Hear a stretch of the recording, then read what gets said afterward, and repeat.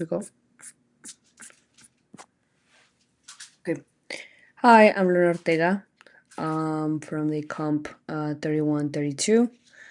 This is my ID number, and I'm going to start with the assignment 2. So the first, I'm going to start by importing the pandas to load my Iris CSV file. Because the computer can't perform math on words like Cetona, I use a manual map to convert the species names into integers. For example, 0, 1, and 2. This make it more neural network. So we go here.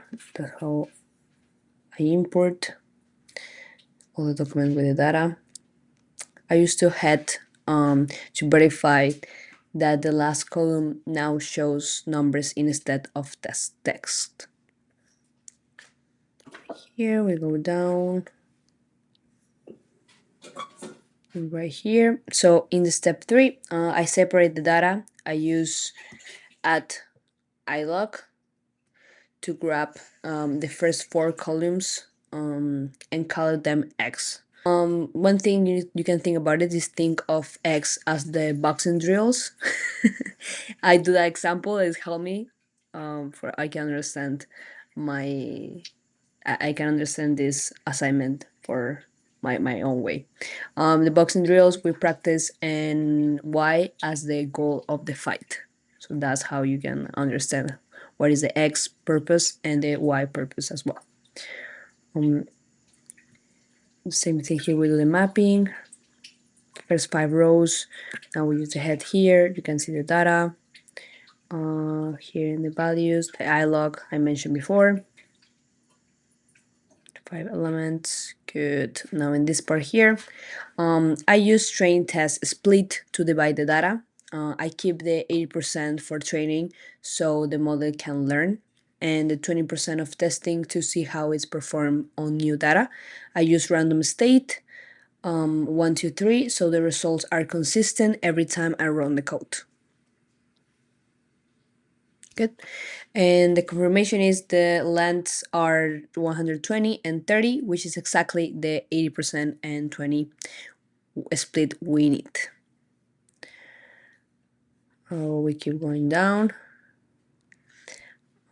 here as well. Yeah, so even though we have numbers, I convert them into one hot encode values. This turns 0 into 1, 0, 0. This is necessary because our model will have 3 output neurons and is need to compare its probabilities to this 3 digits format. We can see here as well.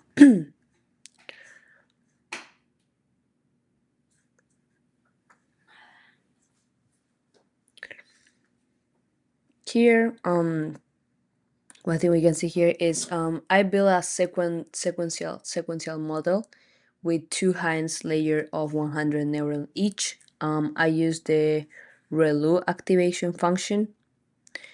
1 second.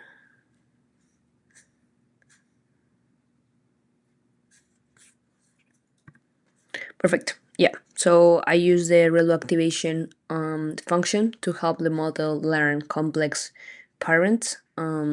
For the final layer, I use the third neurons with softmax to get the probability of each flower spaces. Right here, we can see here. I complete it use the RMS prompt optimize and categorical cross trophy because we are dealing with multi-class classification. So that's why I use right here, and softmax the real loop. All good. Now we go down. Perfect. Now this part here. So I trained the model for 20 inputs with a batch size of 10. Looking at the trainer logs, you can see the accuracy going up when I valued in on the test data. The model achieved a final accuracy of the percent which is excellent. Oh yeah, so that you can see here, the loss is 0, 1.4, 0.4, which is excellent too.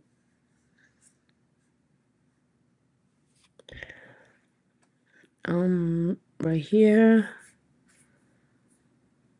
Yeah, this is the final test. So the final test accuracy is 0.8667 and the final test loss is 0.2194.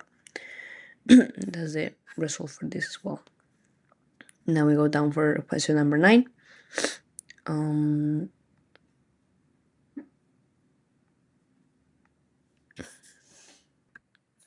Perfect. For the question 9, I repeat the process but drop the neurons from 100 down to 10. Even with a small brain, the model still perform well. When I reduce the training the only 4 epoch, the accuracy dropped because the model didn't have enough time to learn the parents. So that's why they drop the test accuracy right here.